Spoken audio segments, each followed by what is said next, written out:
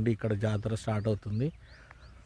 చాలా ప్రశాంతమైన ప్రదేశంలో సమ్మక్క సారక్క గద్దెలు ఉన్నాయి. కారు కూడా ఇక్కడ వరకు వస్తుంది, మీరు చూడొచ్చు. కారు పై వరకు వచ్చేసింది.